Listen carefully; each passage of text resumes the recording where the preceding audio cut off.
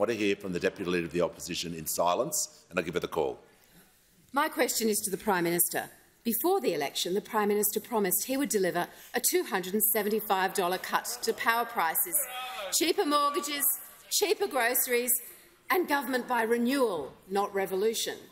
Instead, power prices are rising, mortgages are more expensive, inflation continues to climb, and the Treasurer's only answer is to remake capitalism. Why do Australian families always pay more under Labor? Members on my right, the Treasurer will cease interjecting, so will the Minister for Infrastructure. I give the call to the Prime Minister. Thanks very much. I thank the member for his question and for her question, and I go to. I do say this. I do say this. We're not on the side of energy bosses. We're on the side of consumers and business. I do say that.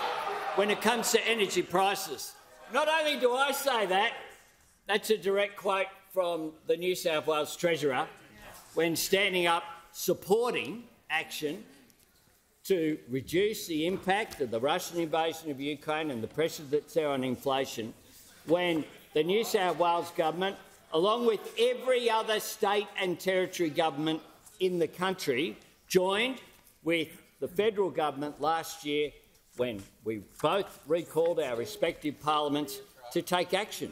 And then you had to decide whose side you were on.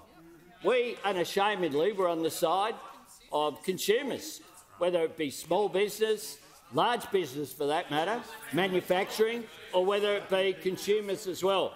Those opposite voted against that legislation, But I'm asked about energy policy. And of course, the Energy Shadow Minister isn't here. He's off in Japan. Doing work. And I was wondering, I thought I might get a question from him on why he wasn't here yesterday. But Ted O'Brien has gone to Japan, and you can pick that out because Ted O'Brien goes to Japan and he's been researching his solution. And on a YouTube video that he's put up on his site, not verbling him at all, it's got this: time to talk nuclear. What can we learn from Hiroshima? What can we learn from Hiroshima? Order. Order. The House will come to order. Members on my left and right. Not a complex question. The Leader of the Nationals and the Deputy Leader of the Opposition. He also visited Fukushima.